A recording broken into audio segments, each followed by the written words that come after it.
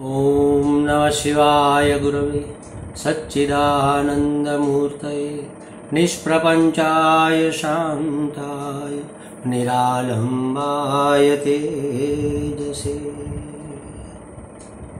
हरिओम प्रभु जी। आज के प्रश्न परिषद में आप सबका स्वागत है। और आज का प्रश्न है कलकत्ता से रीटा भट्टाचार्य जी का। उन्होंने 12वें अध्याय के 5वें श्लोक को लेकर पूछा है कि ऐसा क्यों है। अच्छा, देखते हैं। चलो 12वें अध्याय के 5वें श्लोक में क्या है। श्लोक में कहते हैं, ये भगवान कहते हैं अर्जुन को। श्री भगवान उवाच क्लेशोऽधिकतरः तेषाम् अव्यक्तासक्तचेतसाम् अव्यक्ता हि गतिर्दुःखम् देहवद्भिरवाप्यते। क्या कहा है इसमें, देखो। अव्यक्त आसक्त चेतसाम तेषाम, अव्यक्त में आसक्त चित्त वाले, तेषाम उनको, उन साधकों को जिसका चित्त अव्यक्त में आसक्त है, क्लेश अधिकतरः, अधिक कष्ट होता है। क्यों ही देहवद्भिः, देहाभिमानियों के द्वारा अव्यक्ता गति ही, अव्यक्त विषयक गति दुखम अवाप्यते, दुख पूर्वक प्राप्त की जाती है। पूरे श्लोक में देहवद्भिः ये शब्द बहुत महत्वपूर्ण है और इसी में आपका उत्तर छिपा है। ये श्लोक लिखकर आपने पूछा ऐसा क्यों, मतलब कि अव्यक्त में आसक्त चित्त वाले देहाभिमानियों को अधिक कष्ट क्यों होता है, अधिक मुश्किल क्यों लगता है, ये उपासना अधिक कष्टकारक, कठिन क्यों है, ऐसा आपका प्रश्न है। तो एक एक शब्द को समझना पड़ेगा इसके लिए। देखो महाराज, दो प्रकार की उपासनाएं हैं, सगुण उपासना और निर्गुण उपासना। ये समझने के लिए दो प्रकार बताए जाते हैं। वास्तव में निर्गुण उपासना से शुरू करके हमें सगुण उपासना से शुरू करके हमें निर्गुण तक पहुंचना है। स्थूल से शुरू करके सूक्ष्म तक पहुंचा जा सकता है। सूक्ष्म सीधा पकड़ में नहीं आता और स्थूल सीधा पकड़ में आसानी से, मतलब उससे ज्यादा आसान रहता है स्थूल से सूक्ष्म में जाना। तो एक मिनट, जिसने सुना है,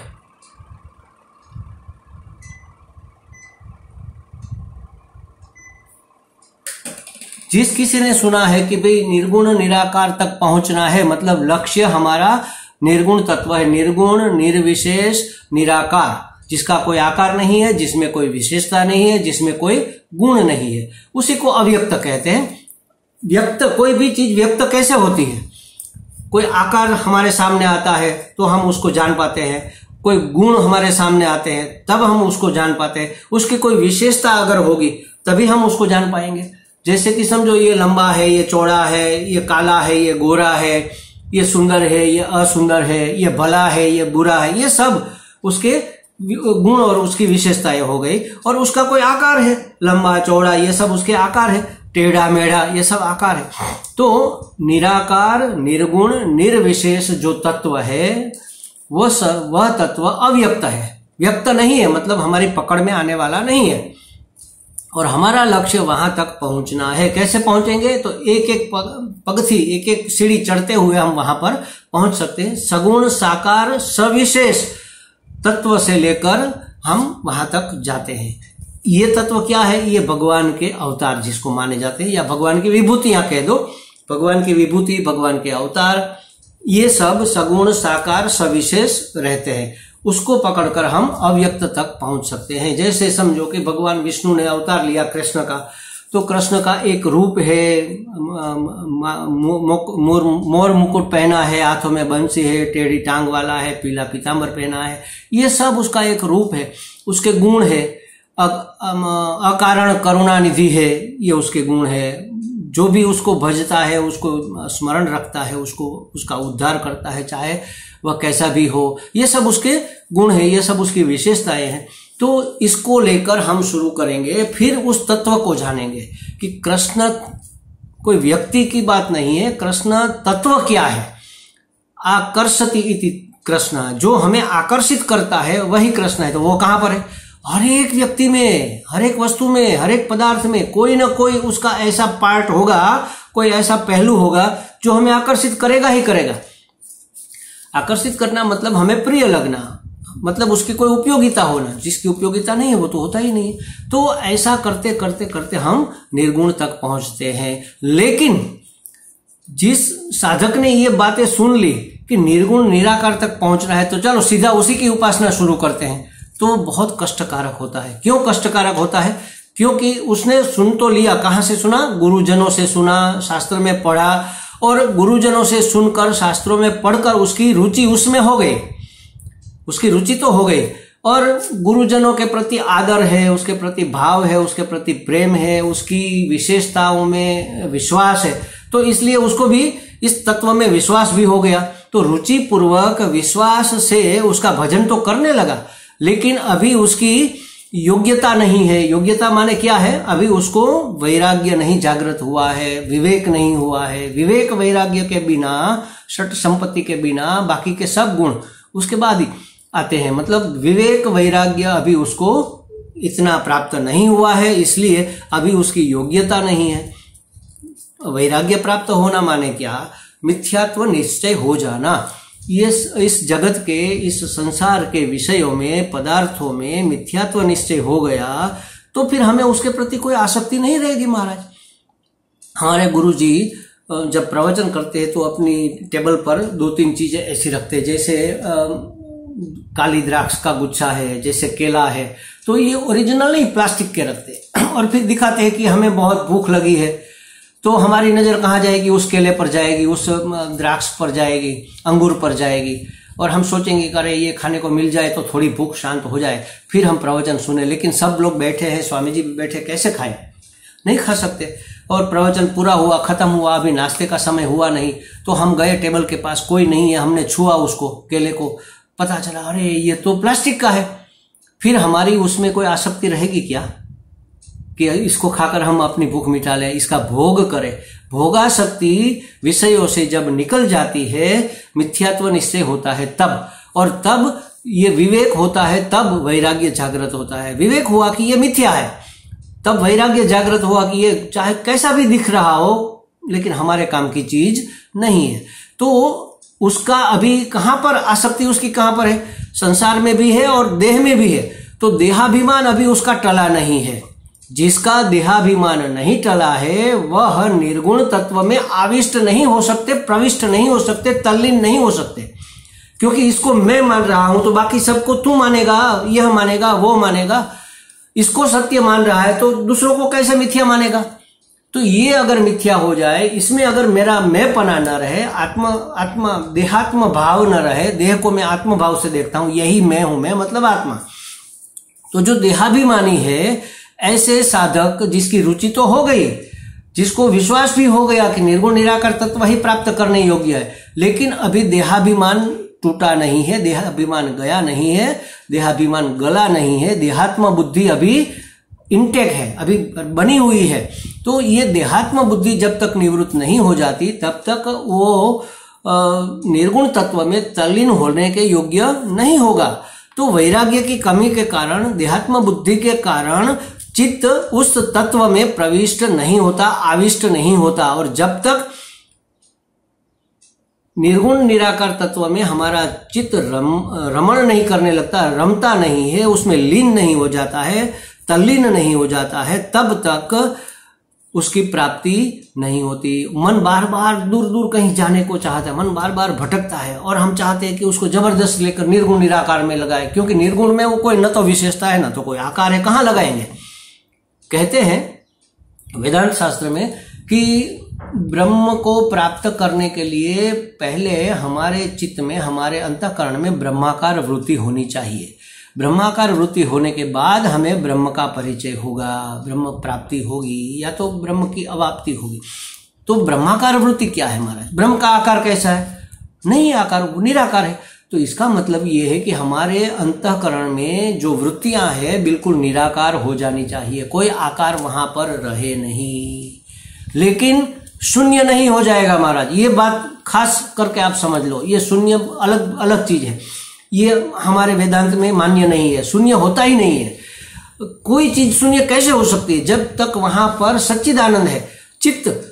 चित्त मतलब ज्ञान, जिसका कोई आकार नहीं होता। ये ज्ञान स्वरूप हमारा चित्त हो जाए, निराकार हो जाए, माने ज्ञान स्वरूप हो जाए, ज्ञान के साधनों से आविष्ट हो जाए, तब हमारा चित्त ज्ञान स्वरूप होगा। विवेक वैराग्य जागेंगे, शम दम आदि संपत्ति हमारे पास होगी, मन शुद्ध होगा, मन निर्मल होगा, मन शांत होगा, मन एकाग्र होगा, मन माने अंतःकरण पूरा। तभी हम उस ज्ञान तत्व को, जो निर्गुण है, जो निराकार है, प्रकाश का कोई आकार होता है क्या? बस वैसे ही चैतन्य निर्गुण है, निराकार है, उसका कोई आकार नहीं है, उसमें कोई विशेषता नहीं है, वो ज्ञान स्वरूप है। उसको जानने के लिए वैसा बनना पड़ता है। हम जिसके बारे में सोचेंगे वैसा हम बन जाएंगे। तो ब्रह्म के बारे में, परम तत्व के बारे में, सच्चिदानंद के बारे में सतत निधि ध्यासन करते हुए वहां तक पहुंचा जा सकता है। अव्यक्तासक्त चेतसाम, जो इस लायक नहीं है उसको कहा अव्यक्तासक्त। अव्यक्त में जिसकी आसक्ति तो है, जिसका चित्त अव्यक्त में लगा हुआ है, वो उसको पाना तो चाहता है, लेकिन देहवद भी, जो देहवद अपने आप को मानता है, देह की तरह अपने आप को देह मानता है और दूसरों को भी ये स्थूल मानता है, वह निर्गुण निराकार तत्व में, अव्यक्त निर्गुण तत्व में सर्वथा तल्लीन नहीं हो सकता। थोड़ा बहुत तो हो सकता है, फिर खिसक जाता है, फिर होता है, फिर खिसक जाता है, सर्वथा तल्लीन नहीं हो सकता। ऐसे साधकों को अपनी साधना में, अपनी साधना की सिद्धि में, मतलब निर्गुण तत्व की प्राप्ति में विशेष क्लेश होता है। क्लेशोधिकतरः, अधिक क्लेश उसको होता है। क्यों होता है? अपनी योग्यता नहीं है, इस कारण। योग्यता क्या है? मिथ्यात्व निश्चय और देहाभिमान का गल जाना। पूरी सृष्टि, पूरे विषय, पूरे पदार्थ सब मिथ्या है। एकमात्र सत्य मैं आत्मा ब्रह्म हूं। मैं हूं तो सृष्टि है, मैं हूं तो जगत है, मैं हूं तो सुख दुख जो भी है, मैं हूं तो है, वरना वो ये कुछ भी नहीं है। ऐसा निश्चय हो जाना, इसको कहते हैं देहात्म बुद्धि की निवृत्ति।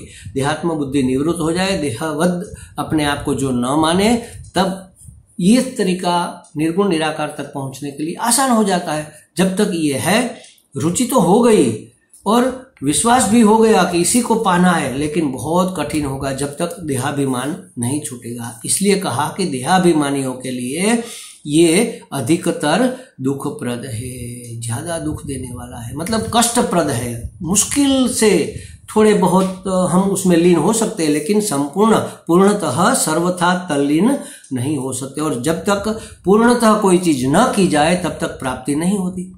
भगवान हमें चाहिए, हमें परमात्मा प्राप्ति करनी है, लेकिन हम अपने 100% लगाकर उसके लिए कोई पुरुषार्थ नहीं करते, प्रयत्न नहीं करते।